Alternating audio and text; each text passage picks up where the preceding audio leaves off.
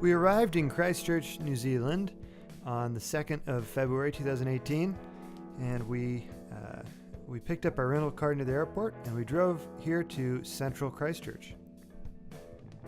We got some quick supper and went to bed, and when we awoke the next morning, it was a cloudy sky, but beautiful day otherwise in Christchurch. There's a little bit of rain, and just a great day to explore and see the mountains in the background and the ocean.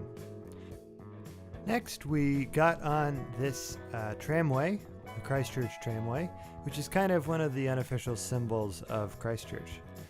The tramway basically runs in a loop, and you can take it and see the sights of Christchurch. It was a lovely little trip. New Zealand used to have a number of tramways, but now there's just a couple, and this one is purely for scenic sightseeing reasons. The tram took us to a spot on the River Avon, and this is where we went punting. Now, if punting doesn't sound familiar to you, maybe gondolas in Venice brings the right image to mind in your head. This is where a gentleman with a very fashionable straw hat pushes you in a boat with a pole. Antigua Boat Sheds is the place to punt in New Zealand, and it's got some of my favorite architecture of anything we saw on our trip. There's lots of wildlife along the Avon. Some of these ducks are unique to New Zealand, and you can't find them anywhere else in the world.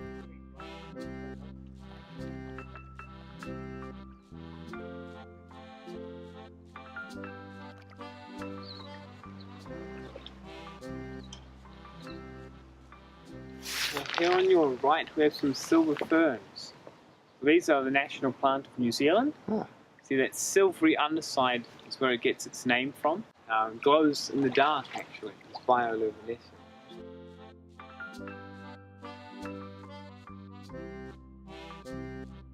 Clearly, everybody enjoys having fun in this river. And before we knew it, we needed to move on to the Christchurch Botanical Gardens. Now, I'm far from an expert on all things botanical, but I did enjoy a lot visiting this botanical gardens. There was so much to see. In fact, it was like a zoo of plants. New Zealand has a climate that's very conducive to green things. In fact, we saw more green than any other color when we were in New Zealand, for sure. Some of the best architecture we saw the whole trip was in the gift shop and food court at the Botanical Gardens. Really a light and lovely atmosphere for lunch.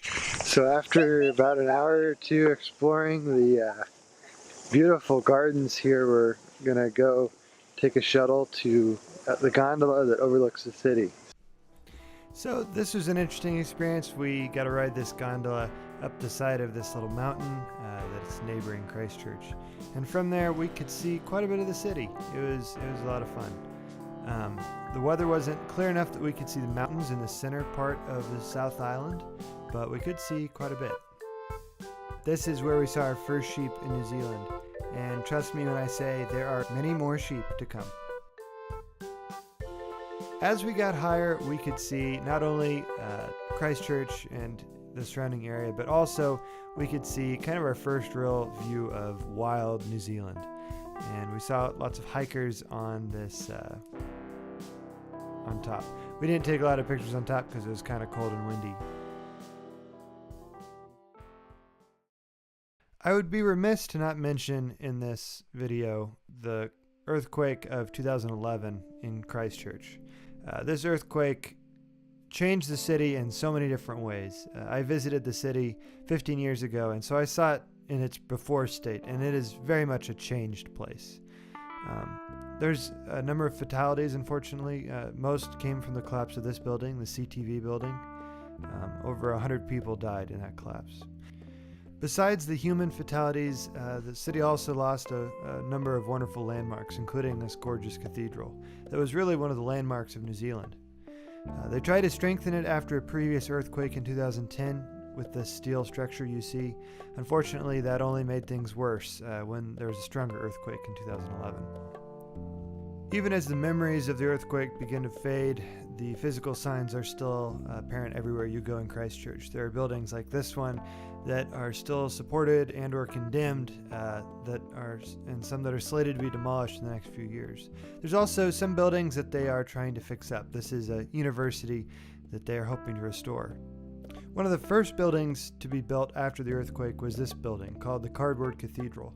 It's called the Cardboard Cathedral because it has cardboard in its design. A lot of the roof structure you see there is cardboard. Now that actually doesn't support the roof, but the idea is that this is a temporary building, and this building is only meant to house the congregation for as long as it takes to rebuild and get the original cathedral back into its original glory. So they haven't started that process yet, but they are getting close to starting, we hear. Another way that Christchurch is rebuilding after the earthquake is through public art. Just about everywhere you look in the city center, and even some outside of the city center, there is just some amazing artwork covering the buildings. Just about any flat surface that isn't marked by a window or door, it's everywhere. And some of it is not even on the walls. There's some interesting 3D art out in the middle of the space that you can interact with. So the city of Christchurch is very much alive and is still a wonderful place to visit.